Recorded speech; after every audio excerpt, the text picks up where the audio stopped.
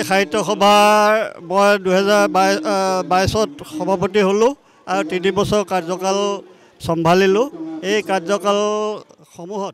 কাৰ্যকালৰ দিনটোত সময়খিনিত যিমানখিনি পাৰোঁ চেষ্টা কৰিলোঁ সাহিত্য সৃষ্টি কৰা আৰু জাতিটোৰ ভাষাটোক কেনেকৈ আনিব পৰা যায় এইটোৰ কাৰণেও আমি চেষ্টা কৰিলোঁ। চৰকাৰৰ ওচৰত আমি যথেষ্টখিনি নিবেদন জনাইছিলোঁ চেণ্ট্ৰেল গভৰ্ণমেণ্টলৈকে আৰু অসম গভৰ্ণমেণ্টৰ লগতো আমি যথেষ্ট আলোচনা বা আমাৰ দাবী অনুৰোধ এইবিলাকৰ মৰ্মে আমি আমাৰ প্ৰাথমিক বিদ্যালয়ত কৰিবলৈ স্কুল প্ৰাথমিক পৰ্যায়ত আমাক তিৱা মাধ্যমত শিক্ষা প্ৰচলনৰ কথা এটা আমাক স্বীকাৰ কৰিছে বা দিছে। গতিকে আমি সেইটো ক্ষেত্ৰত সন্তুষ্ট হৈছোঁ আৰু চৰকাৰক ধন্যবাদ দিছোঁ। আৰু এই ক্ষেত্ৰত আমি গ্ৰন্থও ৰচনা কৰিছোঁ। এইবাৰ অধিৱেশনত আমি 13খন গ্ৰন্থ উন্মোচন কৰিছোঁ।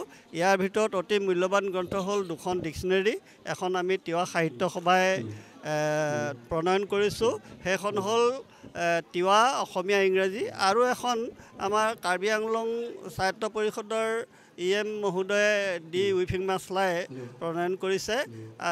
আগতে নোহোৱা ডিক্সনেৰী যিখন ইংলিছ তিৱা অসমীয়া, এই 2খন বৰ মূল্যৱান গ্ৰন্থ। আৰু তাৰোপৰি আমি আমাৰ বিভিন্ন ধৰণৰ ভাষা শিকিব পৰা কিতাপ কৰিছোঁ, প্ৰণয়ন কৰি ৰাইজে যাতে ভাষাটো শিকিব পাৰে তাৰ কাৰণে আমি যথেষ্ট চেষ্টা কৰি কিতাপ প্ৰণয়ন কৰিছোঁ।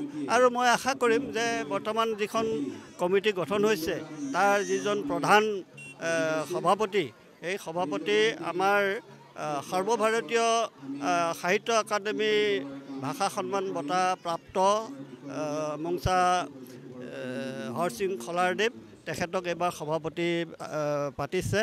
আৰু তেখেতৰ সংগী যিসকল বিষয়ববীয়া গঠন কৰি দিয়া হৈছে আটাইখিনি খুব সুন্দৰ হৈছে আৰু বলিষ্ঠ হৈছে বুলি মই ভাবোঁ।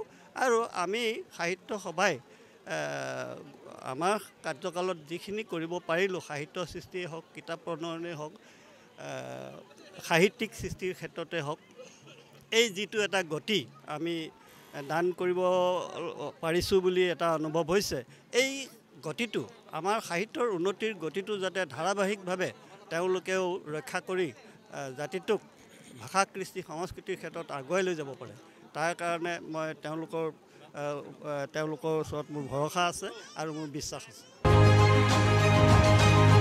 স্পষ্ট, the clear message.